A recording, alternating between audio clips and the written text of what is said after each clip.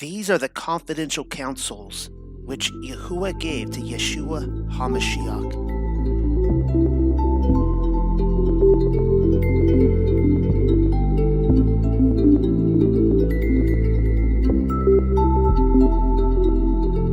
Did anyone else want to say anything on this before we move on? Because we have 2 chapters of Revelation to get through, and a lot of great content in Revelation tonight, even though they're shorter chapters. Does anyone have anything more on John? Okay, well then, speak now, forever hold your peace. With that, we will be moving on. So let us go ahead and start with the Hebrew Revelation. And what's great is that I will be scrubbing out my last introduction anyways, because I think I call it the Hebrew Gospel of Revelation. But this is Hebrew Revelation, or as I was explaining, the confidential counsels of Yahuwah, or you can say Yahusha. The word revelation never appears in the Hebrew document. So I love the word confidential counsels way better. And with that, I'm going to be handing it over to Michael, and he will be reading I believe we're on chapter 4 now. Yes, we are. So this is the confidential counsels of Yahuwah, chapter 4.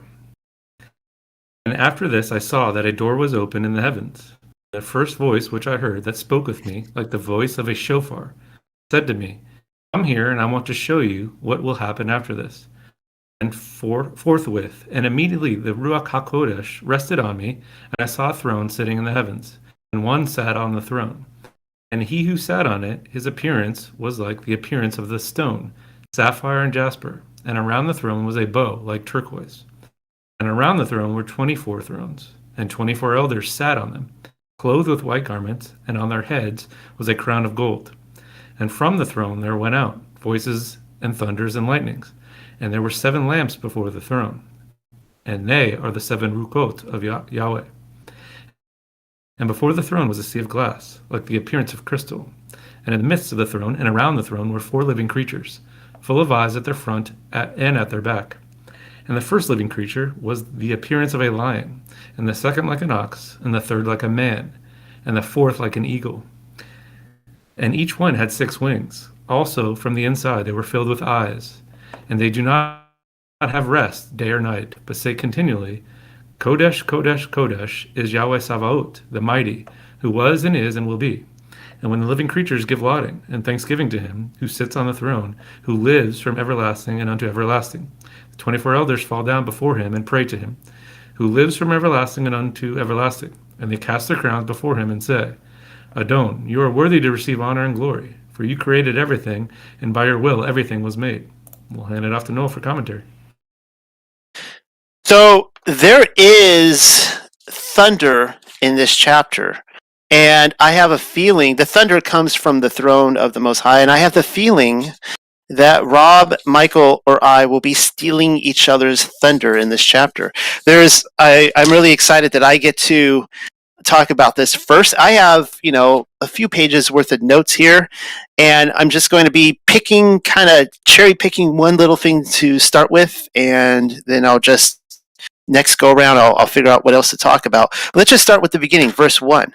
And this right here, it's a very popular verse in the church. And after this, especially amongst dispensationalism and other groups. And after this, I saw that a door was open in the heavens, and the first voice which I heard that spoke with me like the voice of a shofar said to me, "Come here," or "Come up here, and I want to show you what will happen after this." This is one of Hal Lindsey's favorite verses, because this speaks to the pre-trib rapture crowd. We have just gone through chapters 1, 2, 3 in Revelation, which speaks of the 7 churches, and this is often seen as the church age. The church age now apparently has come to an end, and the church is being raptured out of here and taken up to heaven. Now, when you come over to Torah, pursuant obedience, you could call it Hebrew roots, you can call it whatever you want. There's certain doctrines that you immediately kind of chuck out and you come over. And one of those is you get rid of the pre-trib rapture. It's almost unanimous across the board that if you are Torah pursuant, that you no longer believe that there is a rapture that happens at the beginning before the wrath. And I agree with many of those points that they, bring to light. Like, you see the children of Israel, look at them going through the wilderness. Look at them going through the plagues of Egypt. They were protected from them, but they went through it. Okay, so I am not advocating that we will be removed before Yah's wrath comes on the earth. However, I am now shifting back to the position that there is something to be had here, that the children of Yahuwah, the sons of Yasharel, those who were found in Yahusha, were actually taken away. And I'll be talking more about this coming Thursday. Yah willing, I will have my presentation ready on 70 AD. And we say the word 70 AD, but it really should be the year 67 AD, because 67 AD is when it really went down. And I won't be doing this tonight, but I will be giving a presentation on why I believe Yahusha's words were fulfilled to the people he promised them to, and he came back for them. What does it mean that he came back for them? They experienced the resurrection of the dead, but also the resurrection of those who were living, and they were taken away from the earth. You call it a rapture, you call it whatever you want. Snatched away, I really don't care. They were taken away, and they were taken up to paradise. And so I look at this, and I'm not going to fight it anymore. I think that there's something to be had there. That his being taken up to this doorway up in heaven. We could. If Rob or Michael doesn't cover it, I'll maybe touch more on the door. But let me just talk about a little bit. I'm going to throw in here. I put this in my notes, and now I don't even remember what this says. So I will be discovering this verse right alongside of you guys. This comes from Psalm 73:24. What does this say? You lead me by your counsel, and afterwards receive me unto esteem. Okay, so that was, I think I put that in there because it actually uses the word counsel. And I actually excited that BibleBot didn't change the word, because it does it all the time, BibleBot. But, so we are confidential counsels, and, by his counsel, he receives me. This is exactly what has just happened to John. Yahusha has a confidential counsel with his father, and he has just received John and brought him up. So to esteem, I thought that was really cool. But throughout Scripture, we see all sorts of people who were taken up to heaven. We see it. It's not just, everybody knows Enoch and Elijah, but as I've talked about often in my studies and shown in my my studies, we need to consider Ezekiel, Isaiah, Baruch, the first Melchizedek, and I don't. By the way, I also think Shem as well. I am building a case. Shem was what I would call the second Melchizedek. The first Melchizedek was before the flood, but I think that Shem was taken as well, and countless others who ascended to heaven before the flood. There were anywhere from dozens to hundreds of people, I believe, who ascended up to paradise. Afterwards, we see Ruach, the daughter of Asher. That is found in Genesis 46 of the Targum. Let me see if I can pull it up really quickly. And it says, unfortunately, I have to read this out of a book, and I don't have the, well, that's embarrassing. Anyways, it's there. It is there in Genesis chapter 46 in the Targum, that the daughter of Asher, her name is Serach, Ruach, was taken up to paradise. And I also believe that Yahusha fulfilled his promise. I really don't think this is overcomplicated. People call me names and all sorts of stuff. It's really not that. We shouldn't overcomplicate this. He said to his disciples that he was coming back for them. He said that. He didn't say for a future generation. He said he's coming back for them. And so I think that this is the point where it happens. And with that, I'll hand it back over to, I guess, Rob. Okay. Yeah, I want to hear more about the door, what you got from the door and all. I'm gonna address 6 topics, and the first part I'll do 3. One, I didn't go into the door, so that's why I'm interested in what you got from the door. The door of heaven open, and a voice like a shofar speaking. We see many times this voice that's described as a shofar, as was it waves? Also, I recall reading the description of the voice that comes from the Father as like the flutterings of the Sepharim's wings, the 6 wings. So there's this vibrational type of sound coming from his voice. So it's pretty amazing. I'm going to read through this and point out some parts that are going to give a little bit more insight to some of the words. And this is just what I find on them. Take it for how you think and do your own research and how this comes together. But I just want to share what I found. So the one sitting on the throne, appearance like sapphire and jasper. And we see this in multiple places, that the appearance of the throne of Yah is related to sapphire. And we see jasper here. And then it says a bow like turquoise around the throne. So you see these colors of this deep or medium blue and a jasper and turquoise, so that aquamarine look coming from the throne. And also the lightning, the thunderings, voices coming forth from the throne. So whether you want to call it probably the most powerful energy source, period, and what comes forth from a powerful energy source, but light, vibration, etc. So just picture that, and I think that's what he is describing here. So another point on the sapphire of the throne is that we read in the Targums that it speaks to 2 objects that came from the throne. And here in Deuteronomy 31:18, first part, and he gave to Moshe, when he had finished to speak with him in Mount Sinai, the 2 tablets of the testimony, tablets of sapphire stone from the throne of glory. So we see here in Deuteronomy from the Targums, it's describing that the sapphire stones were originated from the throne of glory.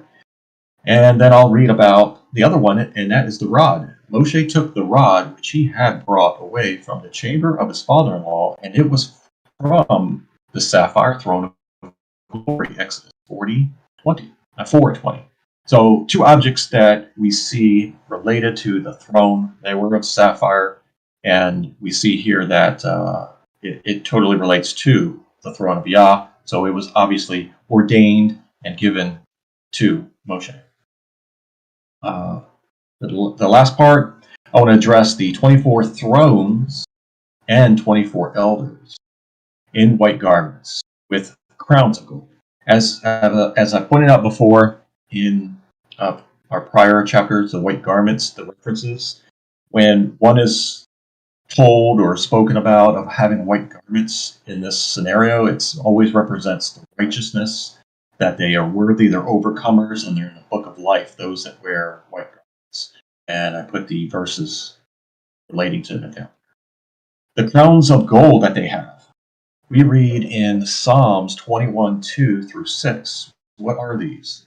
It says, you have given him his heart's desire, and you have not withheld the request of his lips. We were just reading it, right? Selah, for you meet him with the blessings of good things. You set a crown of pure gold on his head. He asked for life from you. You gave it to him. Length of days forever and ever. His glory is great through your salvation. Splendor and majesty you place upon him. For you make him most blessed forever. You make him joyful with the joy of your presence. So I believe that verse here is describing, what we're seeing here with the 24 elders on the 24 thrones. They're wearing white garments. They have the crowns of gold. So I just want to speak to the symbolism and the description of what is being portrayed to us, and try to give it a little bit more context of what we're seeing. So I will pass this along, and when we circle around, I'll get to the second one. Michael? Sure. So I only have a few parts in this first part. I'm going to call an audible based on what Noel was saying. I'm going to add more to what he was saying. to where, and I'm looking forward to that Thursday study if he's going to be talking about the saints that were taken away. But it made me think of whether you take this as scripture or not. But the book of Jasher 65. I recommend reading the whole thing. I'm going to try to do my best to summarize it. I will put it in here, but summarize. It's basically talking about Pharaoh and the king of Egypt and the elders of Egypt. Israel's there as their slaves, and they're trying to enslave them even more. And basically, the elders come up to Pharaoh and ask him, how can we do this? And basically, what he tells them. Let's see exactly what he says. Let's see 12. And when some of the children shall come to build with you, you shall give them their wages daily for a few days. And after they shall have built with you for their daily hire, drag yourselves away from them daily, one by one in secret. Then you shall rise up and become their taskmasters and officers, and you shall leave them afterward to build without wages. And should they refuse, then force them with all your might to build. So what they're doing is they're working with them to build these cities, and they're using the same tactics that our governments use today of an outside threat. We got to have our protection, guys. Let's you're one of us, right? This patriotism. And then these Egyptians are paying their wages daily, which is what the Torah says, right? And then slowly dragging away. And then you keep reading, and I'm probably going to do a horrible job of summarizing, but number 20, and when Egypt and all the children of Israel heard that all the servants of Pharaoh had spoken, there came from the Egyptians and the children of Israel to build with the servants of Pharaoh, Pithom and Ramses, but none of the children of Levi came with their brethren to build. So the whole point of this little audible is the children of Levi. And I'll continue on 33 and 34. It says, for all the children of Levi knew that the Egyptians had spoken all these words with deceit to the Israelites. Therefore the children of Levi refrained from approaching to the work with their brethren. And here's the kicker. And the Egyptians did not direct their attention to make the children of Levi work afterward, since they had not been with their brethren at the beginning. Therefore the Egyptians left them alone. What? So the set apart that those who knew the deception were left alone by Egypt. So I just want to encourage you guys that, there's a possible, if we continue this walk, that we might be left alone or taken or harpazoed or whatever Noel might be talking about on Thursday. So I thought that was an awesome tie into what he said. So now we'll get to the Revelation.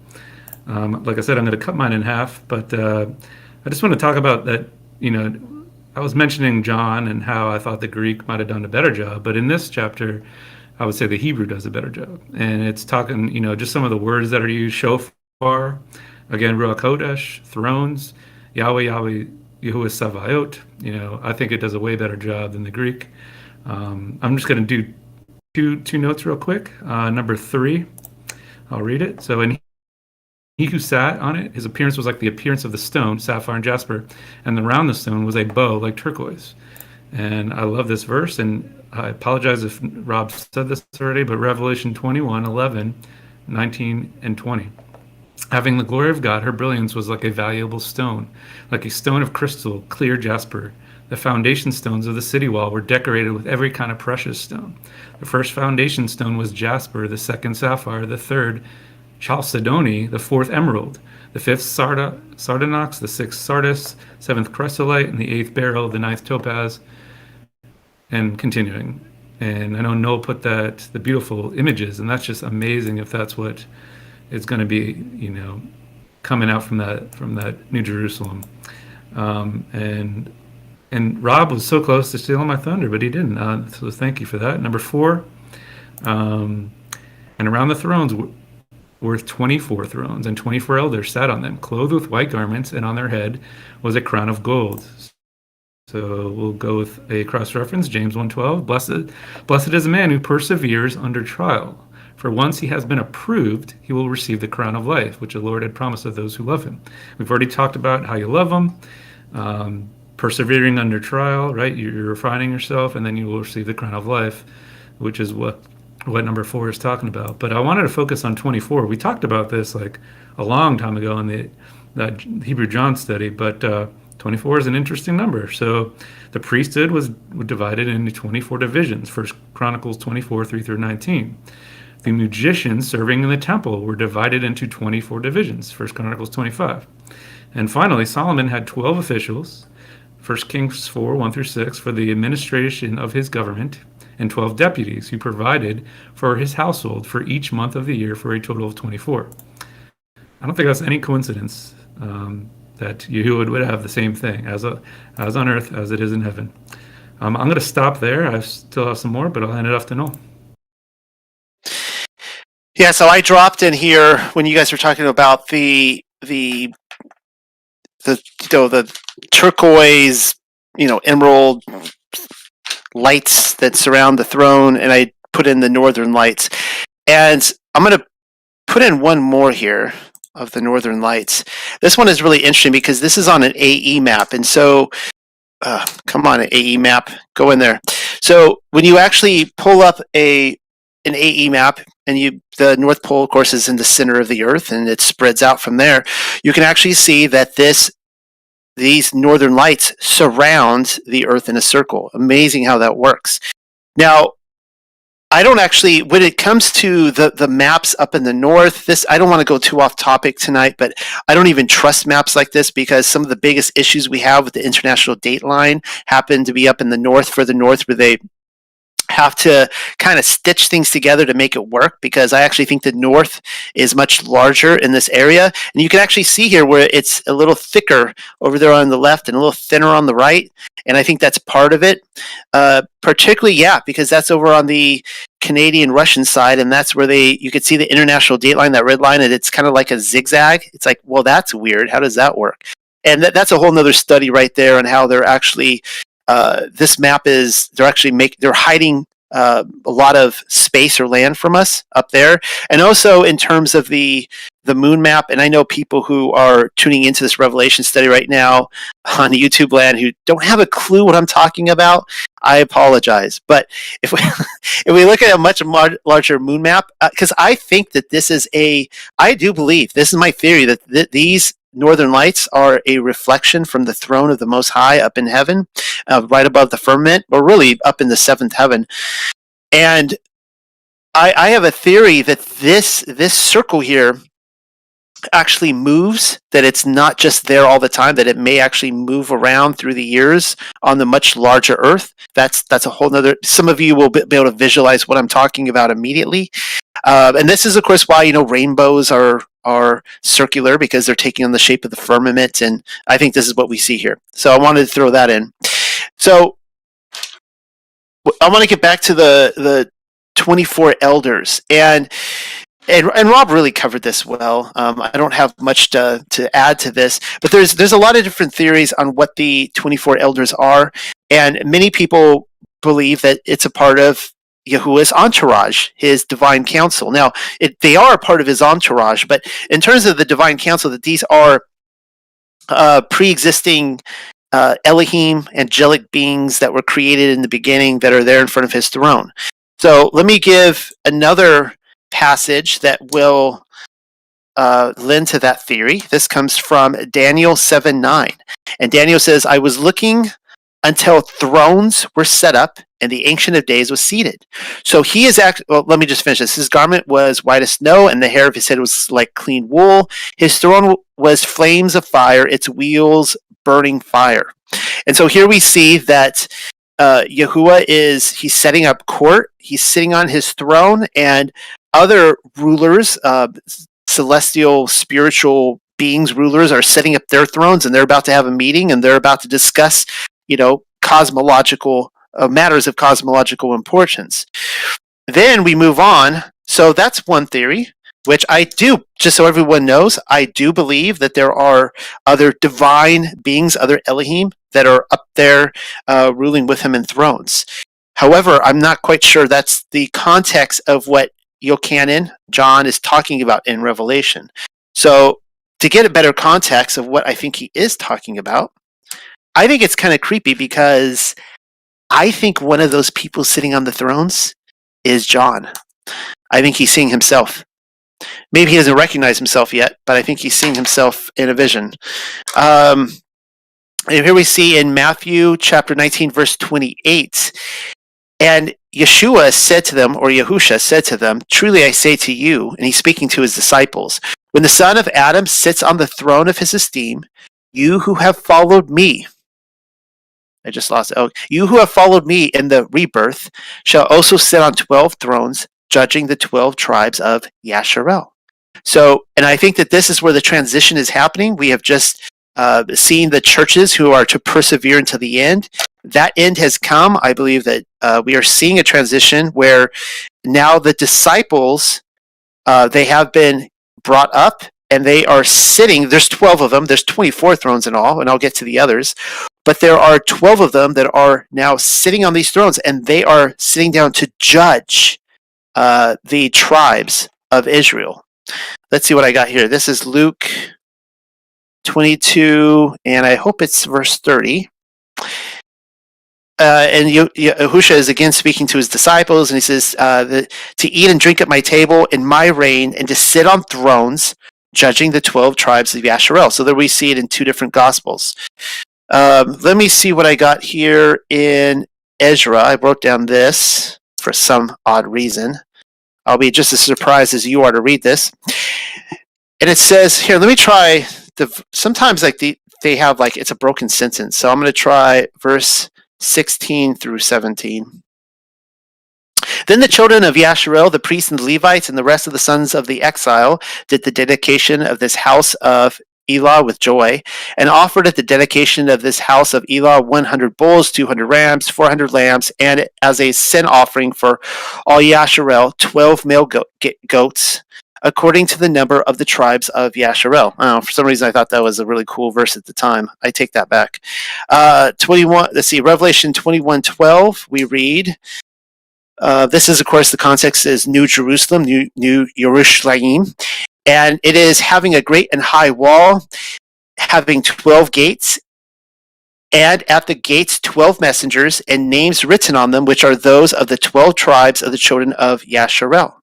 Now, I wish I wrote down, I think there's another one in Revelation where it says that the name of the 12 are also on it.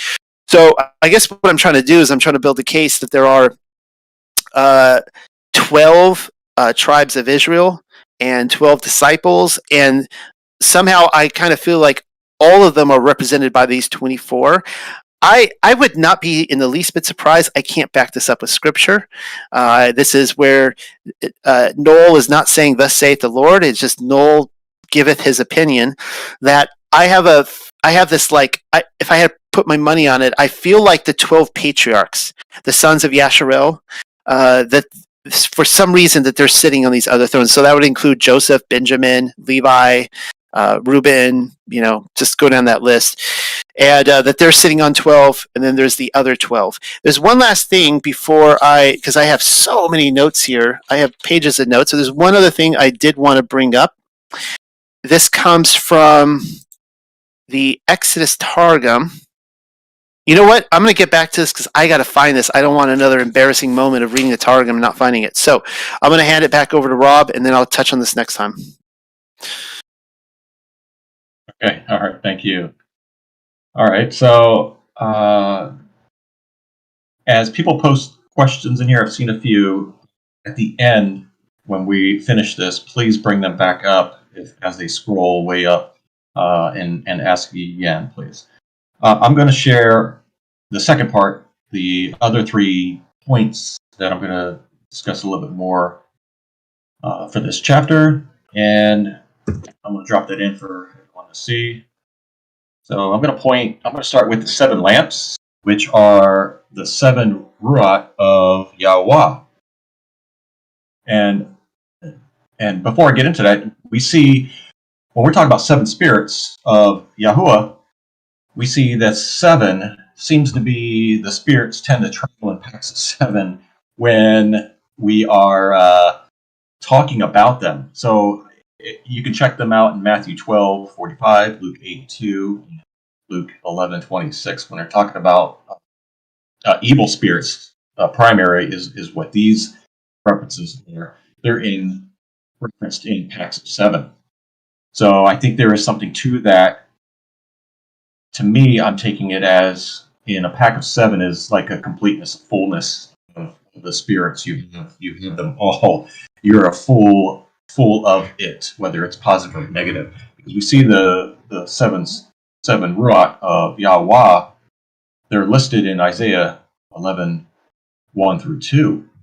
And the different ones are the spirit of Yahwah, the spirit of wisdom, the spirit of understanding, the spirit of counsel, the spirit of might, the spirit of knowledge, and the spirit of the fear of Yahwah.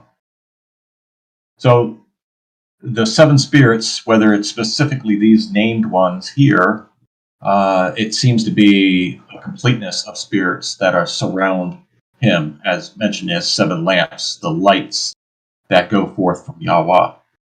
So with that being said, that was all I had on it. I know I have more. I even plugged in a few verses. I have more of that, but I didn't get in depth that I wanted to. It would probably took a lot.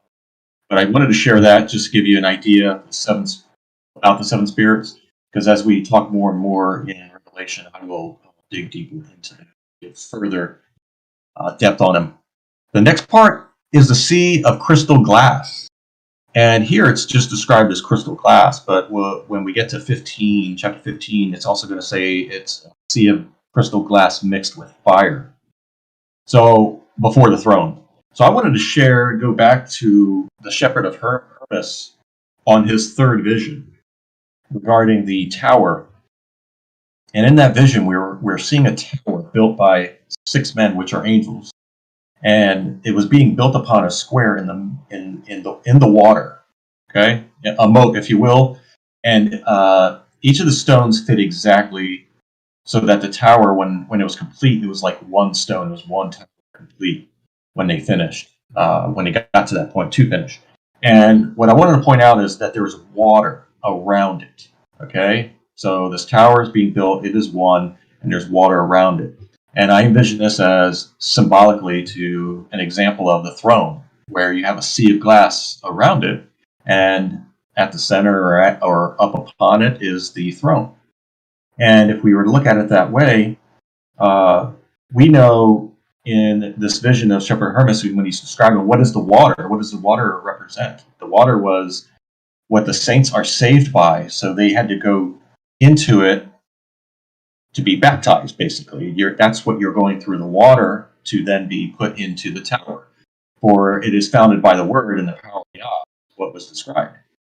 And the stones that were near the water are those who heard the word and were willing to be baptized in the name of Yah, but knowing the righteousness the truth requires, withdrew and walked after their wicked lusts. So they were, in this vision, those stones did not go into the water because they knew the righteousness that was required, and those that were going through were being immersed and walking righteously and being part of this tower. So I just wanted to pull that in as kind of a what I envisioned when I was looking at the sea of glass around the throne, as a representation that we coming to the throne, we have to go through the sea that is crystal glass mixed with fire, so that fire baptism. We talk about the water baptism, then we got to be baptized by fire and water. That's what came to me when I read this, and I just want to pull that together, share it.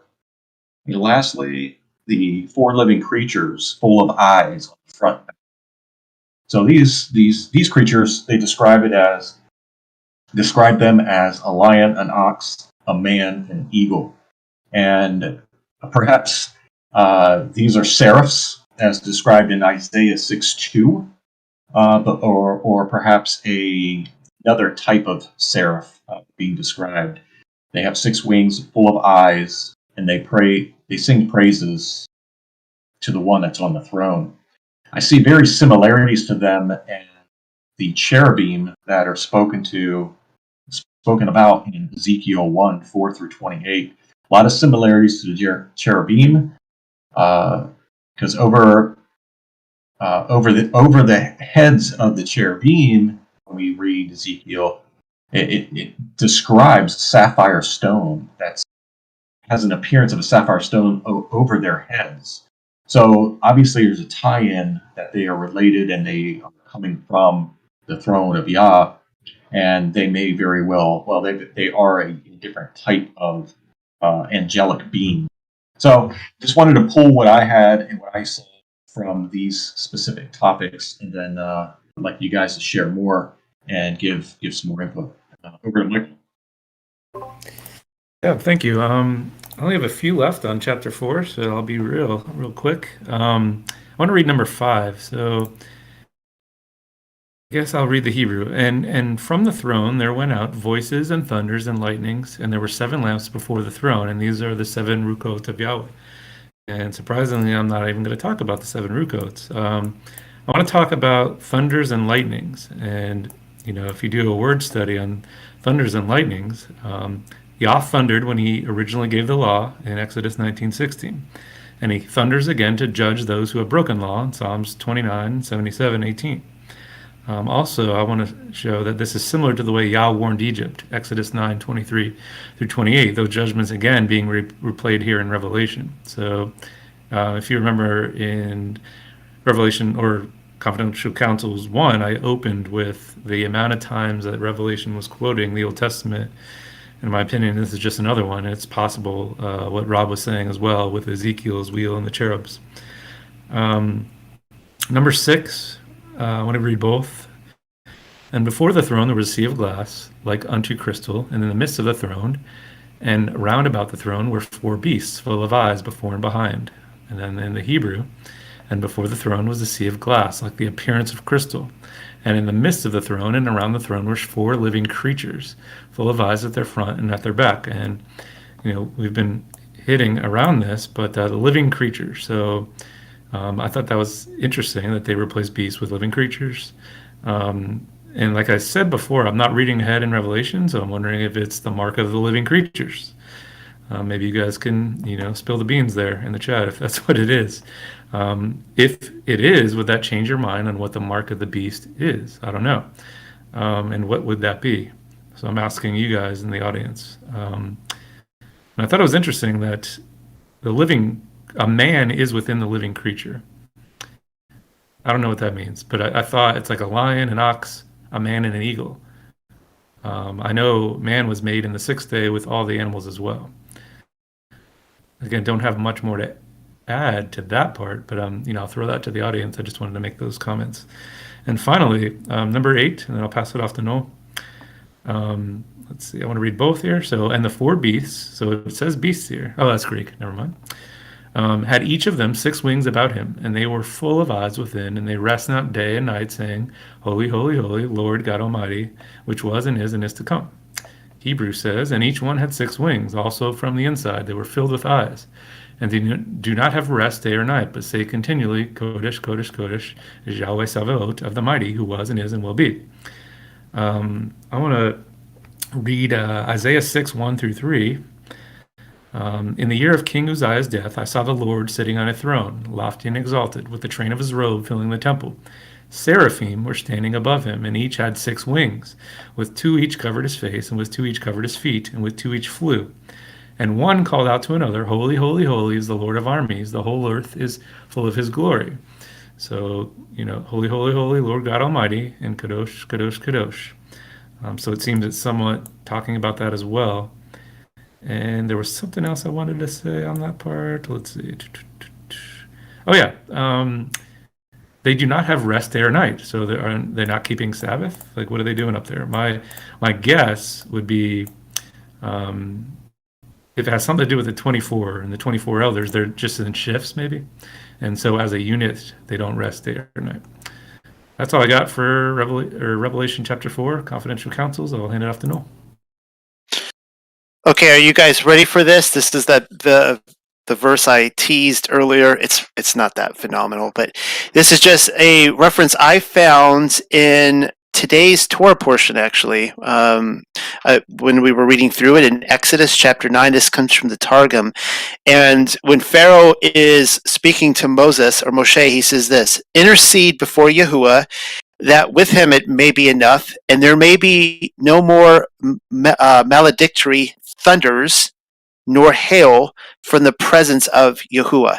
So I thought that was really cool that the Pharaoh is actually saying these thunders in one of the plagues, the plague of the hail, that is just tearing up the sky, that this is actually coming from the presence of Yahuwah. So we see that connection here in the throne room, that it's surrounded by thunder.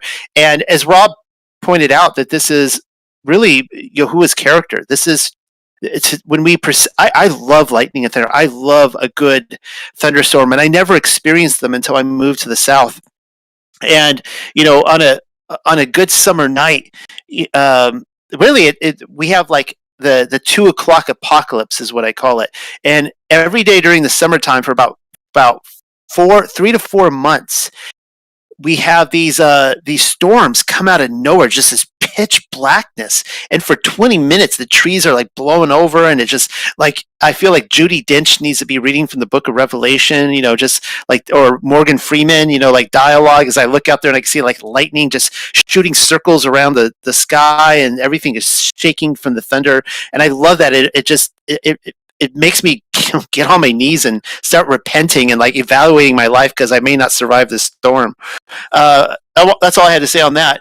But I want to touch on the 4 living creatures, which Rob and Michael already did. And I want to specify to everyone listening, or differentiate, I said that wrong, that these are seraphim, which are, cherubim.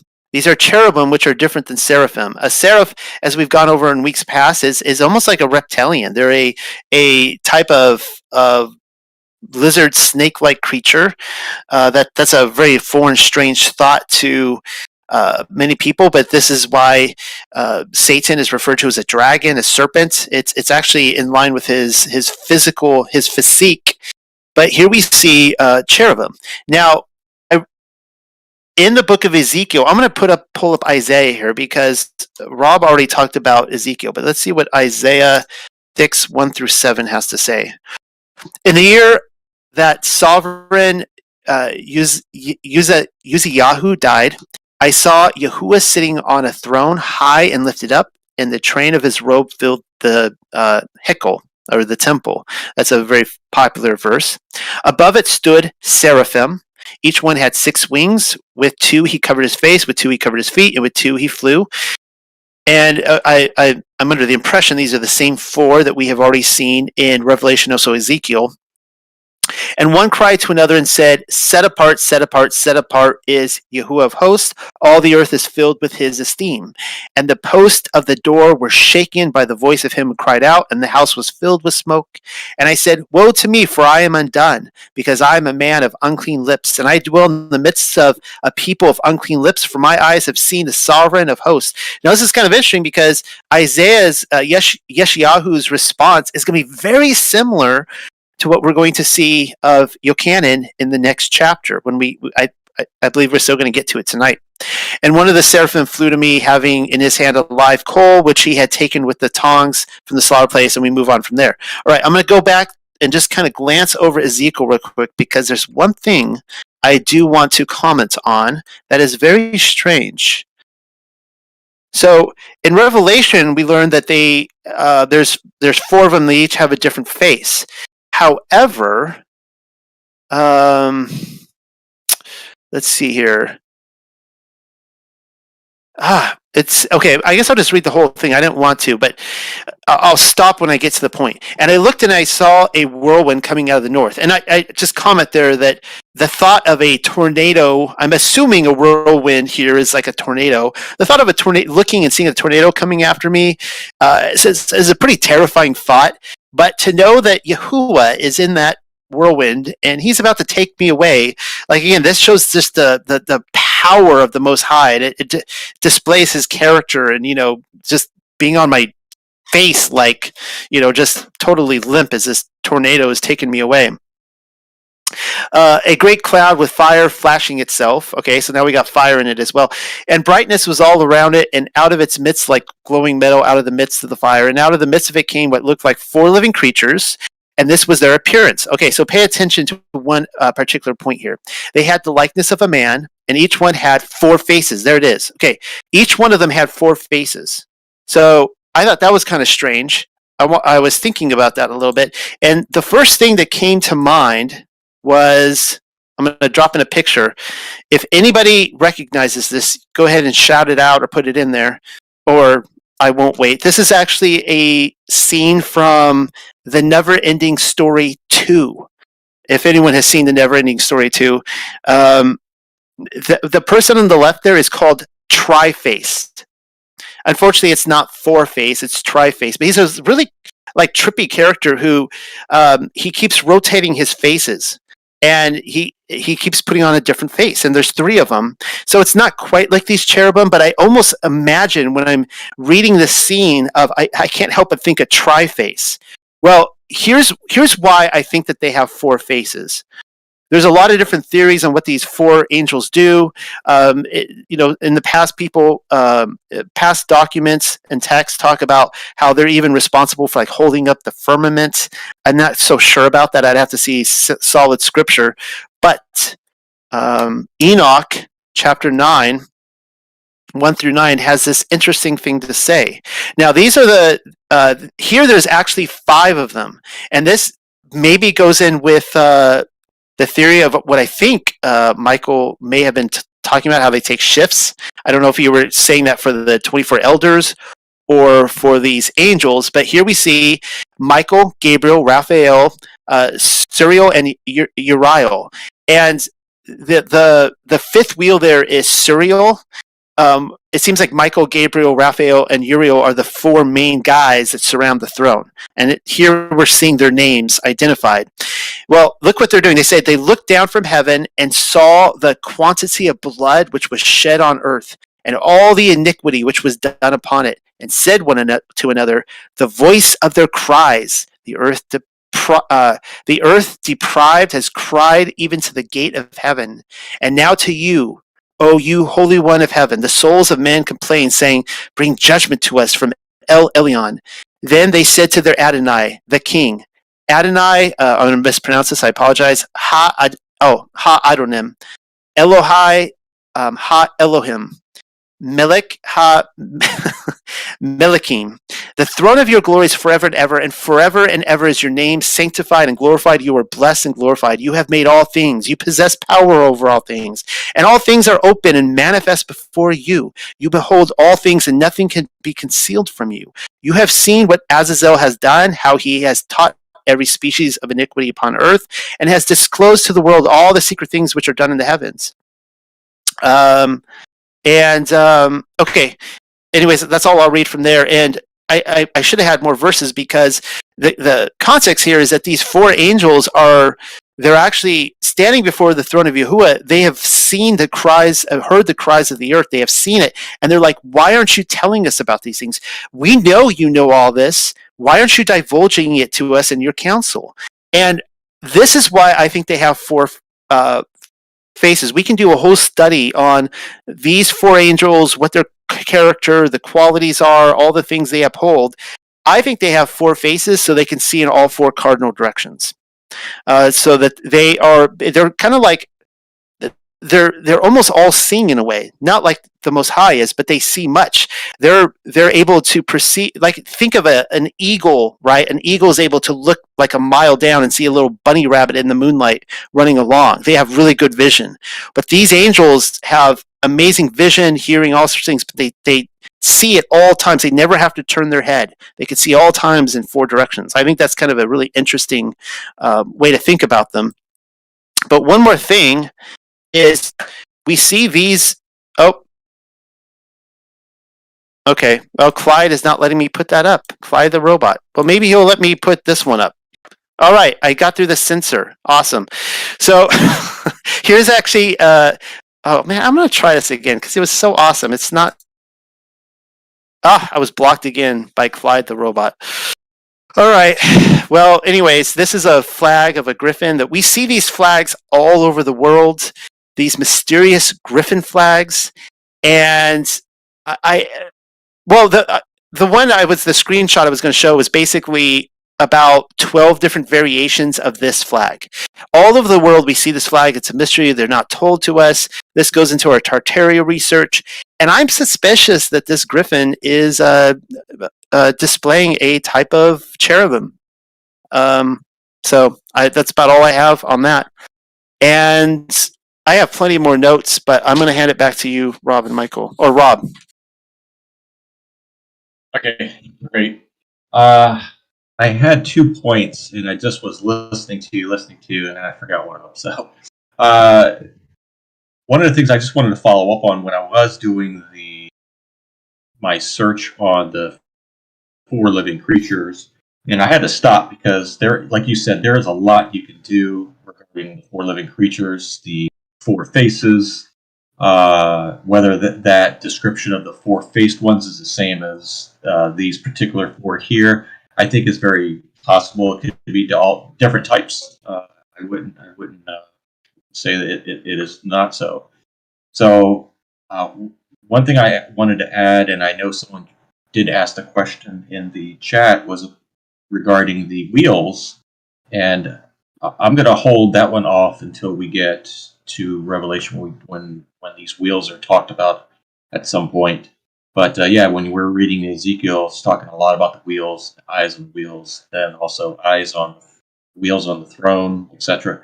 So that's another one that I know I do want to talk further on at some point as we're going through this.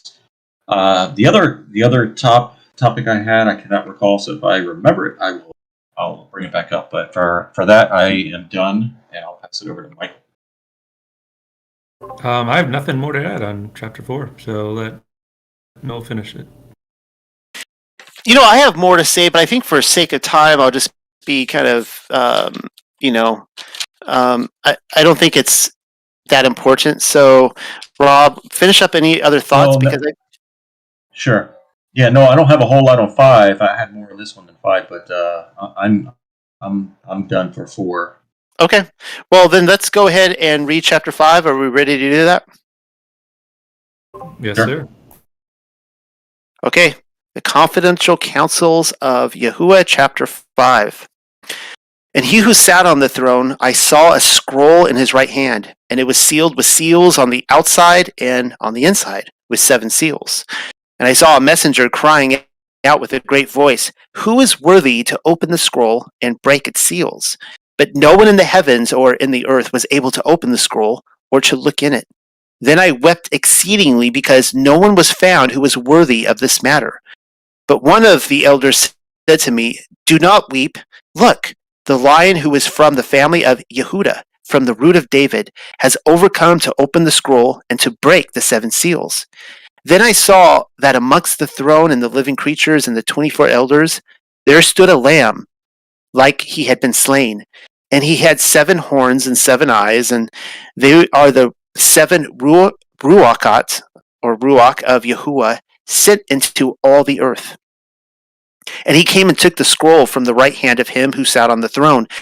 And when he took the scroll, the 4 living creatures and 24 elders fell down before the Lamb, and in their hands were lyres and fire pans full of incense.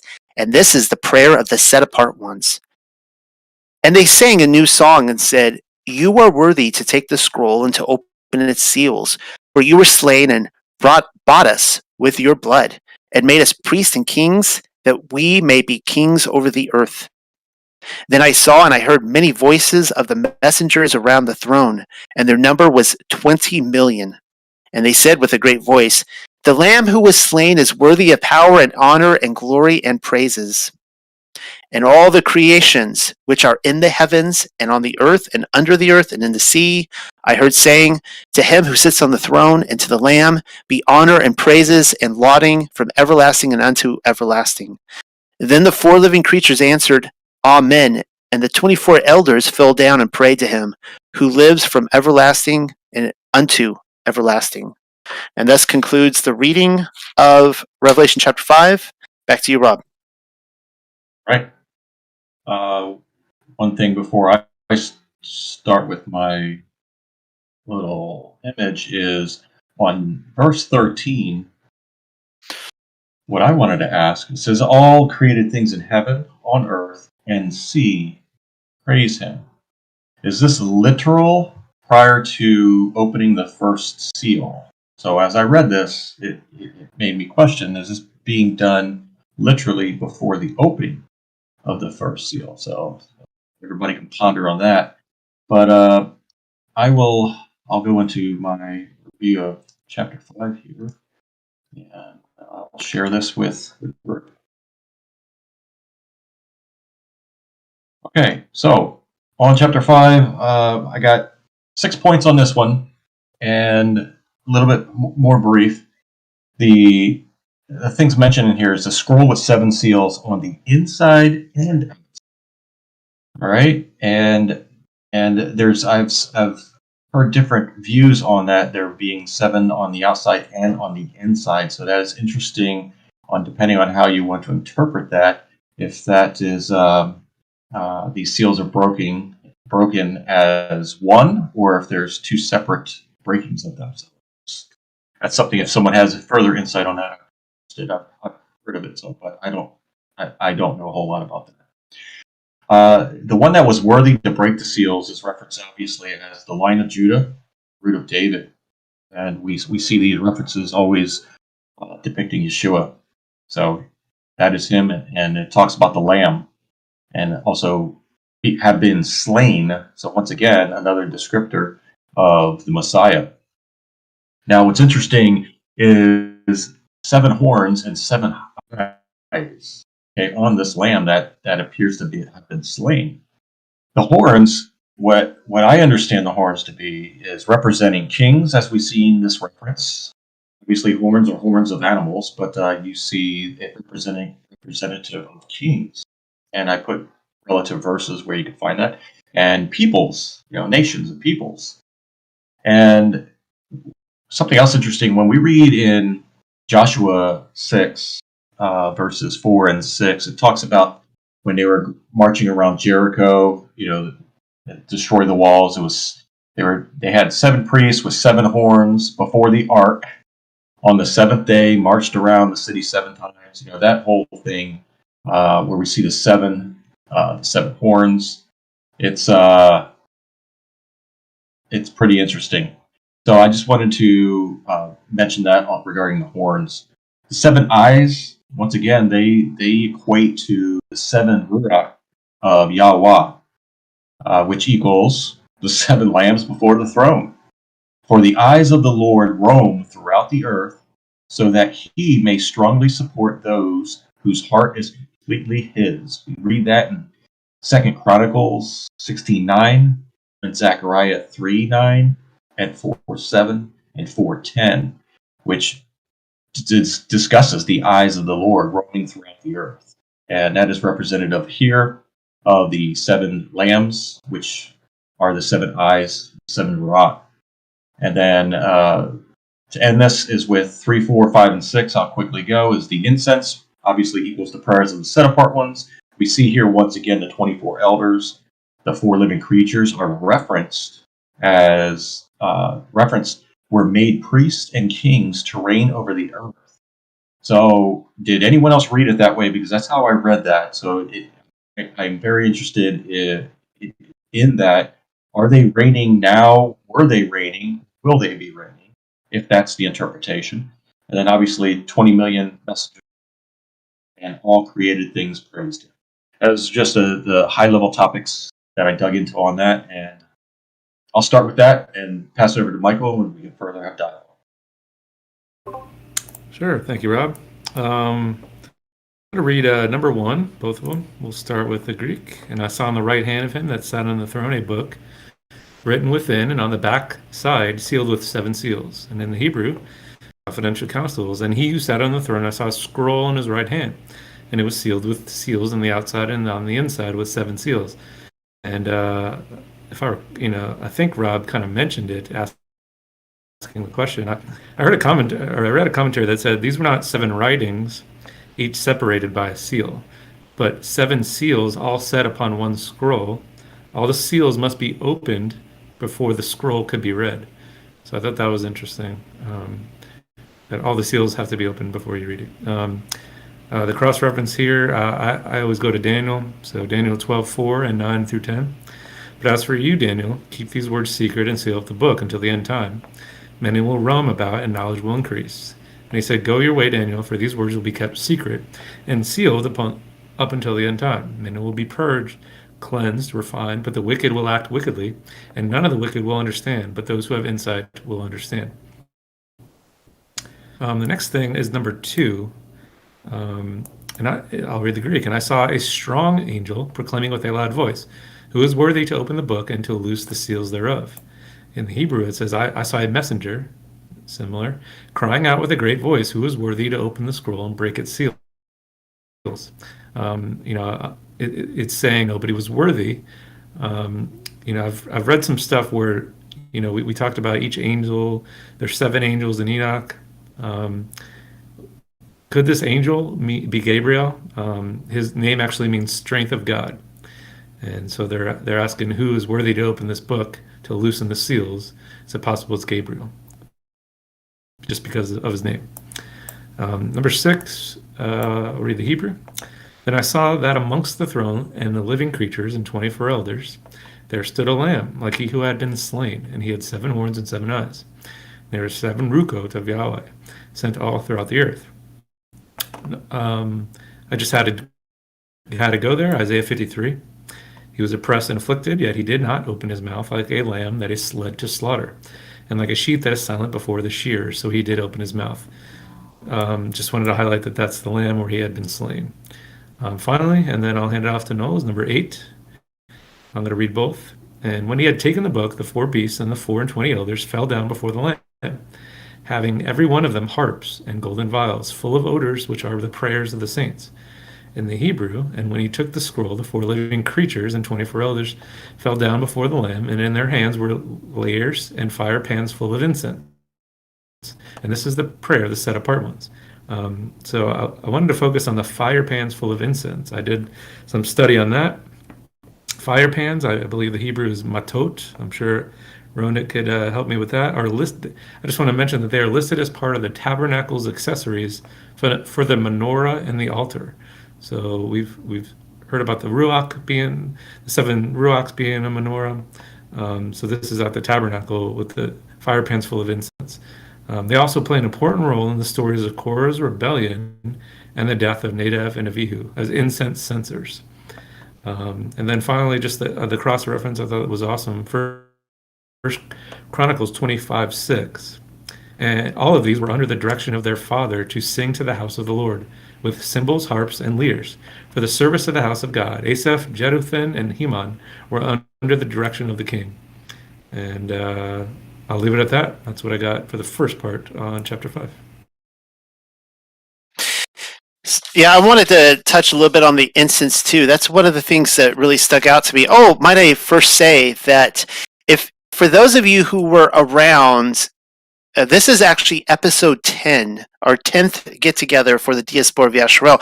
And if you recall 10 weeks ago when we read the Gospel of Yochanan chapter 1, we noted that Yochanan the Baptist, John the Baptist, does not call Yahusha the Lamb of El, who takes away the sins of the world in that book. And in fact, I think there was another reference where once again, he is not called the Lamb of Elohim. And we were like, what's going on?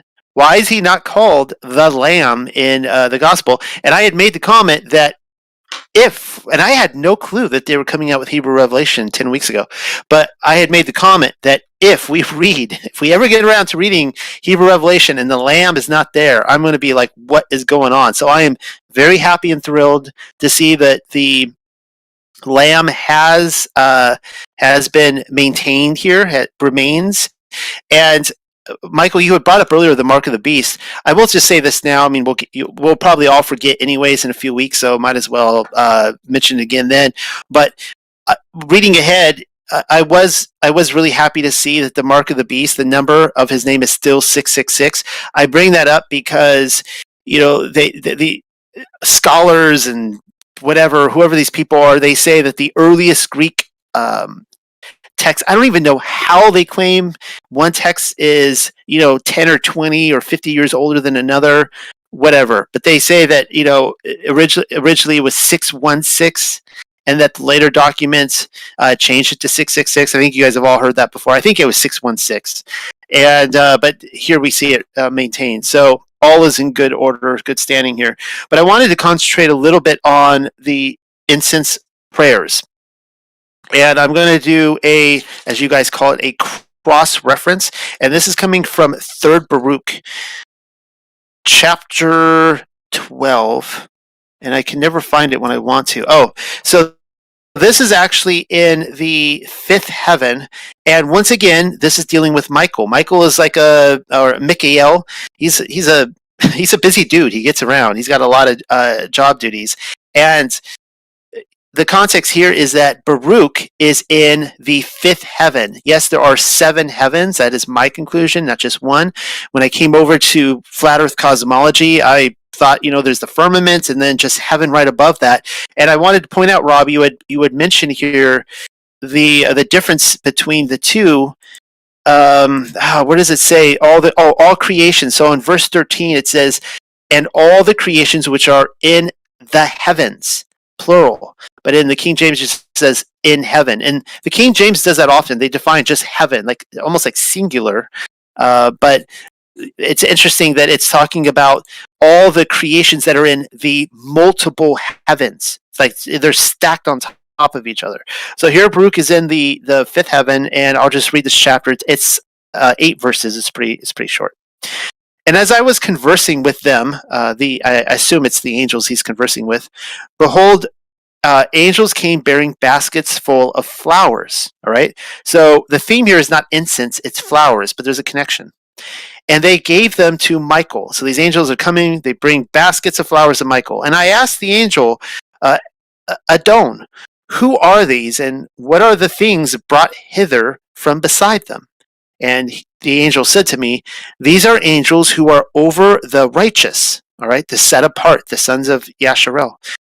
"And the archangel took the baskets and cast them into the vessel." Almost like just like a big, I don't know if this is like a refinery or what this is, but in a big, huge opening, like a pot, or I don't know what it is. "And the angel said to me, These flowers are the merits of the righteous. And I saw other angels bearing baskets which were neither empty nor full. And they began to lament and did not venture to draw near, because they had not the prizes complete. And Michael cried and said, Come hither also, ye angels, bring what ye have brought. And Michael was exceedingly grieved, and the angel who was with me, because they did not fill the vessel. Here Baruch is saying that these angels go out, they collect these flowers, and it's kind of an interesting thought, because we had talked in the past about, I think on Thursday night we were talking about the idea of stars, and Rob had brought up the theory that stars are a reflection of the righteous. And so here we see the same idea in the heavens. These flowers are popping up based on the righteousness or the works of the righteous. And on this given day, when Baruch went up there, the angels were kind of sad because they went out flower picking and they didn't find much. It's kind of a sombering thought. But it connects with this idea that these 24 elders, maybe they're the disciples and the patriarchs, maybe they're other people, we don't really know.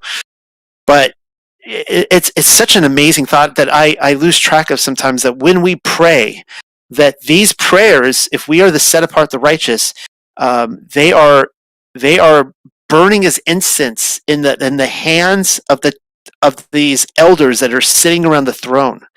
And that is such a phenomenal, awe-inspiring thought. And I wonder with this Baruch passage, that if these elders go through the same thing. I mean, we've seen the 4 angels, they were grieving when they looked down at the earth in Enoch and saw all the terrible things that were happening. You have to wonder how often these elders perhaps grieve and be like today, I don't really have any smoke coming up. I don't have any incense burning in here. What's going on? Like yesterday it was so much stronger, or last generation or whatever. So just wanted to throw that out there. Also, one more little fun notes is that for whatever reason he put in here 20 million.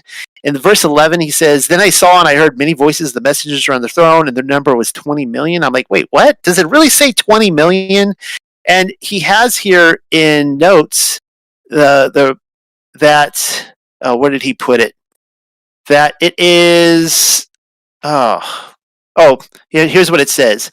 That it should read 2,000 10,000s or thousands 10,000s. So how he goes from 10,000s upon 10,000s to 20 million is beyond me. I don't know why they chose to make that decision. I did look, and the city of Osaka, Japan, has 20 million citizens in it. So now you know.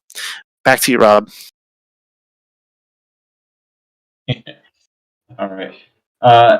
Yeah, the prayers of the saints. I add to that we've read where the prayers of the saints is the incense before the throne, and it reaches the nostrils of the Most High. So these are the sweet savors that he experiences from us, from our prayers. Our sincerity and our prayers is a sweet savor that's favorable to our Father. So it's a great imagery of how he's tied that in to what we're doing. Not this like slave master type of scenario, but it's a scenario where the things that we do have a impact and a favor to our Creator. So yeah, I just want to add that to it. Outside of that, I mean, we can have a roundtable discussion on specific topics, but I didn't have anything further what I had said earlier.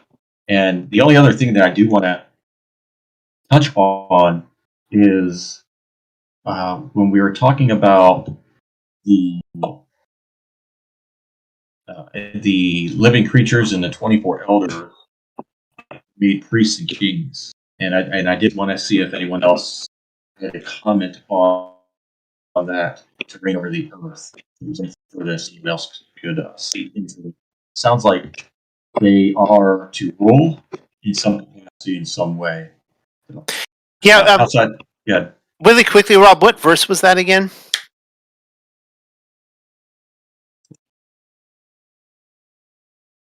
I'm looking at it right now. Okay, it's verse 10. Would you like me to make a quick comment on that? Okay, so starting in verse 9, I'll just read 9 and 10. It says, "And they sang a new song and said, 'You are worthy to take the scroll.'" Now these are the 4 living creatures and the 24 elders. Okay, so the 24 elders, right. And they sang a new song and said, "You are worthy to take the scroll and to open its seals. You were slain and bought us with your blood, and made us." And so here's the key. And made us priests and kings, that we may be kings over the earth. And this comes from this idea of priests and kings originates. Let me see if I could think of this, because now I'm on the spot.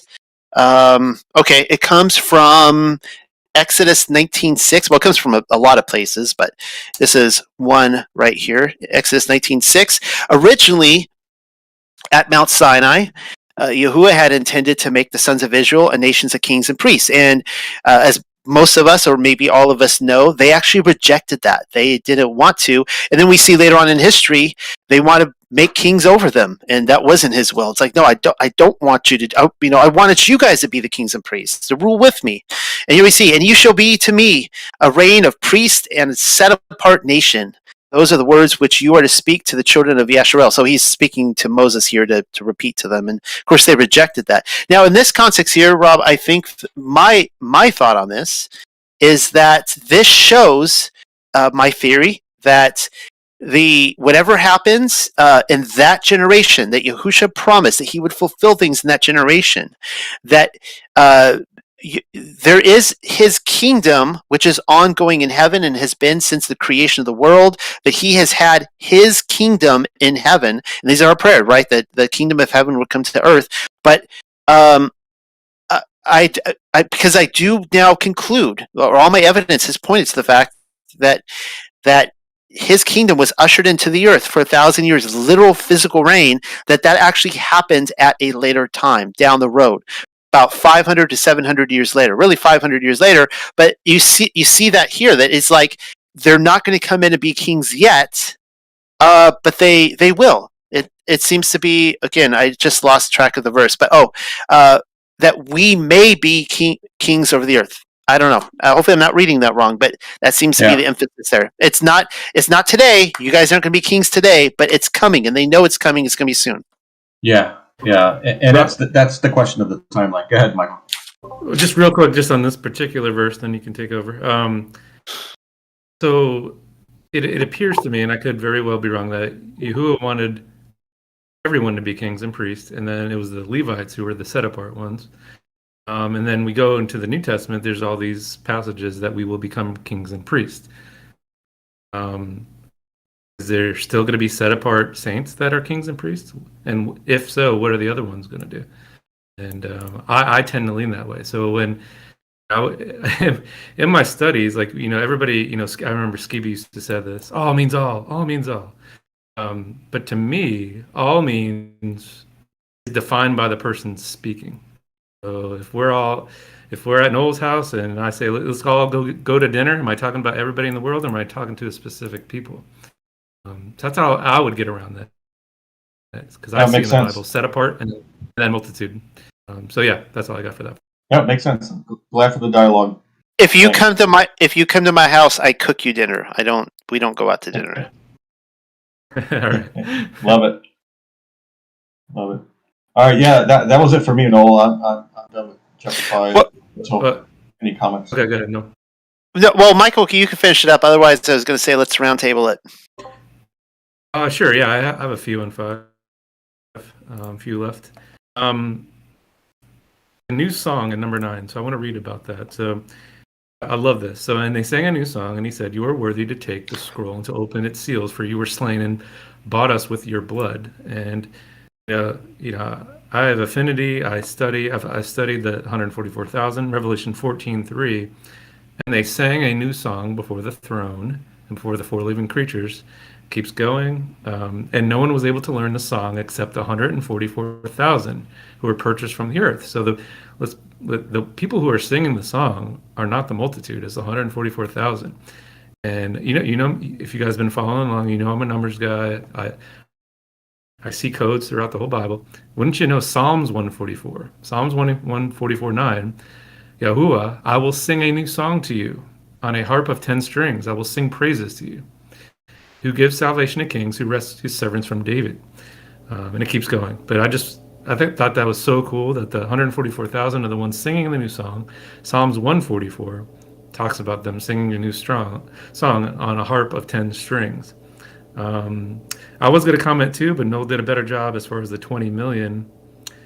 But I did want to do the cross-reference because I do think the Greek is cross-referencing Daniel 7. So I'll just read that. I kept looking until the thrones were set up, and the Ancient of Days took a seat, Yahusha. His garment was white as snow, and the hair of his head like pure wool. His throne was ablaze with flames. Its wheels were a burning fire.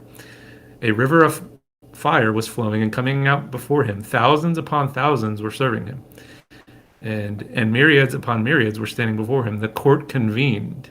That's awesome. The court. I know Noel and I always like to bring up the court, the U.S. court, and the books were open.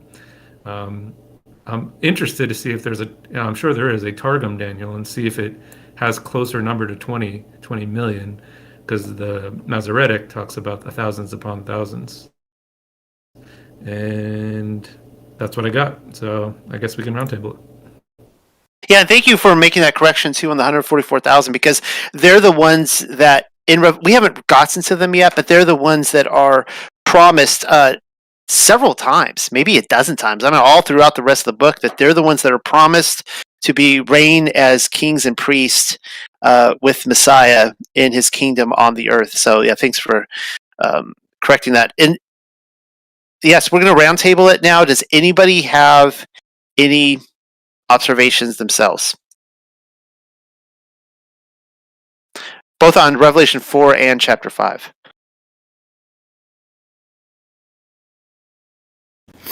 How I've recently come to see it is the 12th. So after the apostles all go out and spread the gospel, basically calling the house of Israel back to repentance after, he's been there preaching to the house of Judah. Basically, warning them about the coming destruction of the temple. So my current understanding is that the 12,000 from each tribe are the ones that returned to the covenant before the temple was destroyed. And so those are the 144,000 that made it to the level of kings and priests in the millennial kingdom after the destruction of the temple. I don't know. That is my understanding as well. I mean, that's what I'm going with. That the Rob Skiba used to talk about the Ephraim awakening, and he talked about it as though that prophecy is being fulfilled now. But I see that happening in the New Testament era when the disciples are going out to gather the lost tribes or the lost sheep of Israel. And yeah, that is actually my theory that I'm working with at this time as well, that the 144,000 are literally the 12 tribes, 12,000 from each tribe that have come back to a covenant with the Most High again. So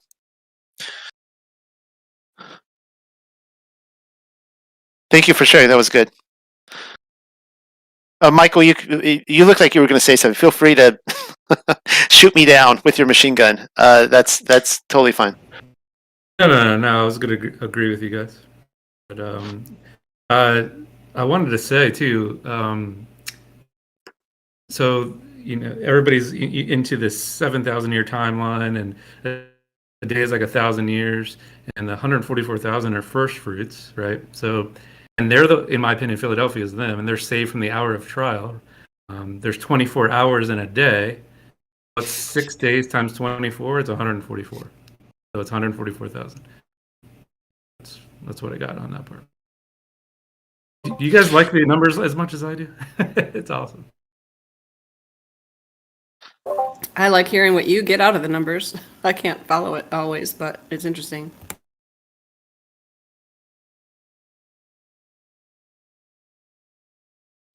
Don't all come at us with once, guys. Don't rush at us. Stand in line one at a time. Yeah, did anyone type any questions that were above that we missed? I know usually someone will drop questions and we may not address them as we're speaking, but please let us know. I have a question, maybe to the group. I mentioned my very first note in this chapter was the commentary that said, these were not 7 writings, each separated by a seal, but 7 seals all set upon one scroll. All the seals must be opened before the scroll could be read. Whether that's true or not, I'm going to go with it for this point. But, all the eschatological teachers, they're like, oh my God, we're just in the second seal now. And then 30 years later, it's the next seal. Is it possible all these seals were right in a row? What do you guys think about that as far as the timeline? Yeah, well, we haven't gotten into. I think next week is when we're going to be delving into the seals, and so I'll be commenting more on that next week. If anyone else wants to comment this week, but because I haven't really, I need to freshen up my studies on that, just to make sure I'm not, talking out of my caboose. But yeah, I'll cover that next week.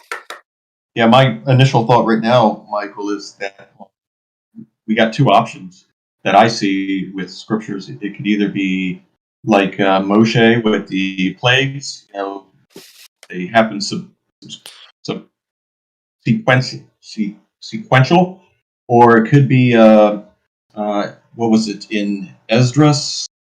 One of the apocryphal writers, prophets, wrote about the end times that people won't recognize the end times because the events that are happening are happening in such a way that they're all overlapping. So it's hard for one to distinguish when these events start, expecting them to be in some kind of sequential order. So that's one of those 2 ways is where I'm looking at it right now. And as we look at this, that's kind of lenses I'm going to be using. People are asking questions about the difference between beast and creatures. Do you guys have any thoughts on that? Well, the connotations that I get when using the word beast compared to a living creature, I would take it as a sentient being more so than a beast that would be more animal-like in that connotation. But that's what I get initially without looking at the Hebrew words and digging into it. Yeah, I really appreciated the fact that it said creatures here because that's what they are. They're creatures.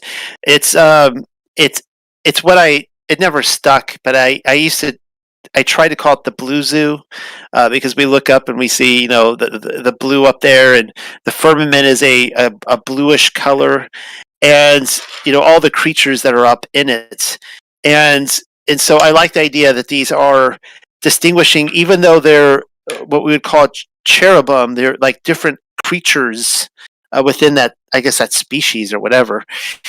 And that's to set aside or contrast the idea of a beast, which my understanding, because I refer to the government all the time as the beast, is a beast is how the Most High sees the governments of the world. As this hideous, grotesque, monstrous creature, and coming out of the earth or the land or the sea or whatever. So that's why I like that the beast is removed here. It just clarifies some things. So can I say something? Yeah. Yes. Please. So in Hebrew, he's not using the word creatures. Creature in Hebrew would be a derivative of from the word creation, creature. So it would be Baru or Bruim. And he's using actually Chayot, which is the plural of Chaya. And Chaya, you can translate it as an animal or a beast, depending on the context. So is it the same? So it could be an animal or beast. Is it the same word that is used for beast in other? Can you direct me to that verse? Send me to that verse, and I look at it. Well, like in the book of Daniel, for example, if you're reading the Hebrew in the book of Daniel, with this word that you just read in the Hebrew in Revelation chapter 4 and 5, would that cross over to the beast of Daniel? And maybe you don't know, but I'm just curious if you do. No, I mean I can open the book. I just need to. I think it's easier for me to do Revelation because it's in front of me. If you tell me, right? If you remind me the verse in Revelation, I look and I'll tell you what he's using, and then But in the Bible, we don't have. So when you think like. When I hear beast in English, I think something like a monster. Am I correct? That's what you have in mind when you say beast. Okay, so we don't have that word in the Bible. We don't have the word monster. We just have the word animal. Okay, well, the beast of Daniel are in chapter 7. I think they cross over to chapter 8, but the vision of the four beasts can be found in Daniel 7 verses 15 through 27. So if you're able to look that up. And in regards to Revelation, it's chapter 4, verse 7. 4:7. Yeah. It mentions the four living creatures, and then it also describes. Well, he's just using the word chaya or chayot, which is an animal or animals. Okay, so all right. So would it be? Do you feel that it's unfair then that translators, like in the book of Daniel, would call them beasts, or should they call them animals? Or maybe perhaps the reason why they use the beast that's referenced like an animal is because they have animalistic appearances, like an eagle, an ox, etc. And it does say they're human-like in descriptors. So would they be a humanoid with an animal head with wings, or what do you guys think? Yeah, I think that, like if I were to translate it, I would probably translate it into creatures just to stay neutral. and not to put my own, because creature is a neutral thing. It can be a monster, or it can be a saint, right? We were all created. So you feel that maybe this translator of Revelation was fair to call them living creatures? Yes, absolutely. But I just wanted you to know that the Hebrew is very, it doesn't have, like the biblical Hebrew doesn't have a lot of, usually it has many words that can express the same thing, but not this time. This time they just have the same word, and some of them could be a beast, and some of them could be, more angelic creatures. Praise Yahweh Psalms just asked a really good question. She said, is there a Hebrew word for chimera, or would it just be called an animal? Like a cross species animal, like a pig monkey. No, it would still be called chaya, like animal. Okay.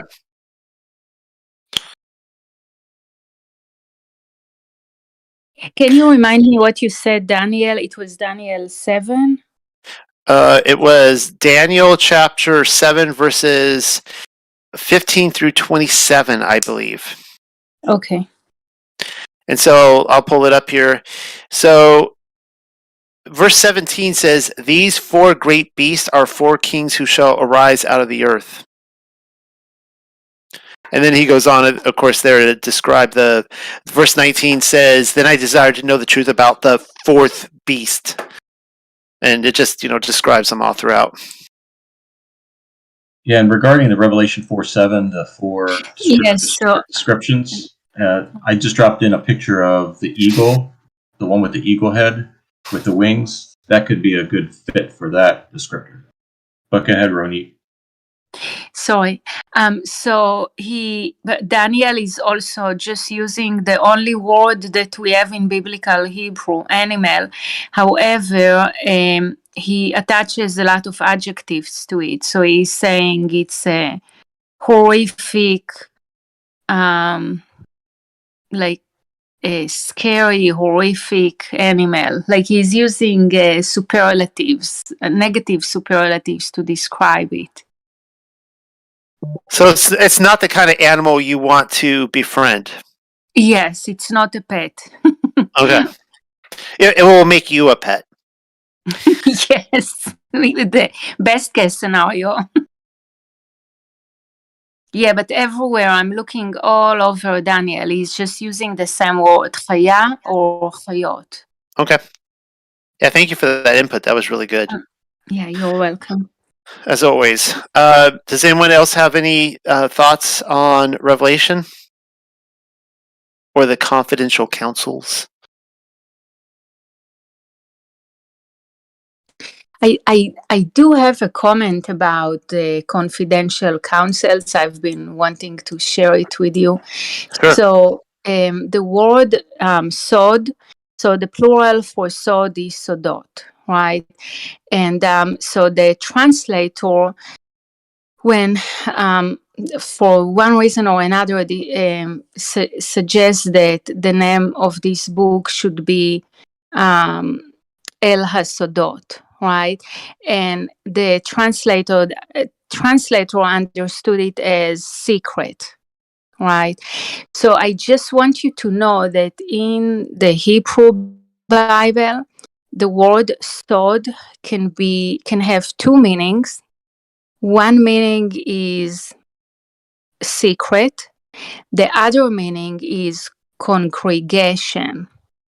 And out of the 23, I think either 21 or 23 times that this word is used in the Old Testament, only twice it means secret. The rest of the times it means congregation. So I actually think that if any El HaSodot would be, this is the book that is addressed to the congregations, because El is two. So to the congregations, and that's how he starts. He starts by speaking to the 7 different congregations, right? Right. That would make a lot of sense. That it's Yeah. not. So when you said secret, it's the same thing as confidential, right? So instead of the confidential Yeah. counsels, it would be I don't know how you would word that. The counsel to the congregation. Yes. Yeah. Mm. That's what really it means. Okay, that's interesting. Yeah, that's pretty good. I think we need to get you in contact with. I think the translator, the main guy's name is Justin something, but I feel like we need to get you in contact with him and get him on his team.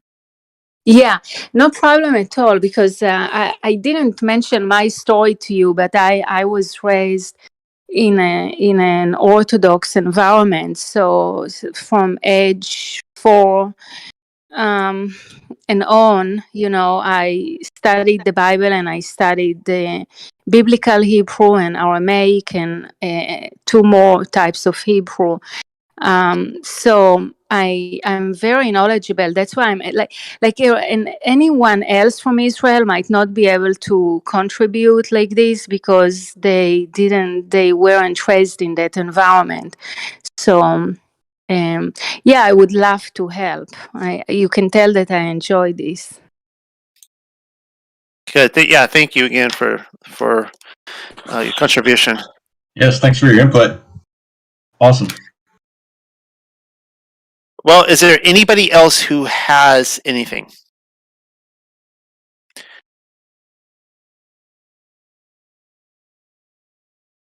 Rich has a question. Okay. Well, Rich asked. It said Pamela made me think of a question I have always wanted to ask.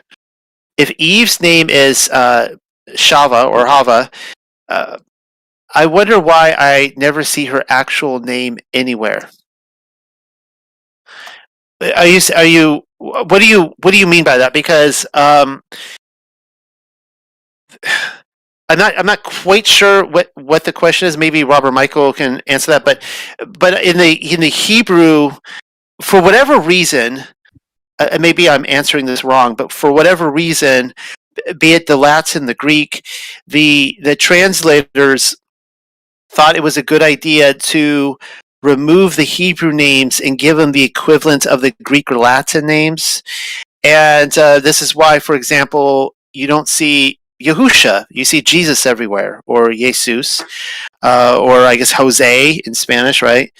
And it's the same thing with any number of their names. They all have different names. Enoch is was it Hanok? Isaiah would be Yeshayahu. James would be Yaakov. Let's see. Lazarus would be Eliezer, right? So they all have different names. And if I'm answering this wrong, forgive me. But my thought on this is that the original translators of Scripture, I do believe that there was an agenda. I'm seeing an agenda that they were trying to de-Hebrewize Scripture. They were trying to pull it away from the Yahudim, from Hebrew thinking, and give it a Greek overhaul, something that the locals could identify with more. Which, if you're trying to sell hamburgers, that's a great idea from a corporate standpoint. If you're building a franchise, but in terms of actually getting people to understand what the Bible is saying, I think it's a terrible idea. Also, I'm not a sacred namer. I don't believe that salvation comes by being able to pronounce the name of the Most High correctly, because if so, then I'm screwed. However, it can be said that, I don't know if your name is Rich or Richie or whatever, but if somebody's name is if a woman's name is Barbara, and I'd be like, that's nice, Barbara, I'm gonna call you Betty, or Betsy, and she'd be like, stop calling me Betsy. I'm like, well, what you're like, you're like above this, like I want to call you Betty, and that may seem kind of silly, but the reason I try to pronounce their names properly, like instead of Eve, Hava, hopefully I'm pronouncing that right, is at least I'm trying my best, is because I want to respect and honor their actual names. I want people to call me by my name and not just call me, just make up names for me, right? Like, I'm not going to answer them if they're going to just make up names. And so I think we could show our respect to the Most High, to His Son, Yahusha. If you think it's Yahushua or Yeshua, I think if we're doing that out of like our heart issue, trying to research the best we can, I think that's the way to go. Yeah. That's just Yeah, my 2 cents. Yeah, and I want to follow up with you on that. Is another thing is the translators, by removing the actual pronunciation and at least the transliteration of it. At least they could have done that so that it can be phonically spelled, at least in the language that they're translating it in, so that you can speak it. Because one of the things that's going to be missing is the meaning of the names. If names mean things, so it's another thing that is lost in translation, so to speak. So why, I don't know. It worked out that way, but I totally miss out. So we would miss out on so much by not recognizing what the names in the scriptures actually mean. When you read, and I wish I knew Hebrew, because when you read the Hebrew, you can read and pronounce it, but also know what that name actually means, and it gives so much more meaning to what you're reading. Yeah.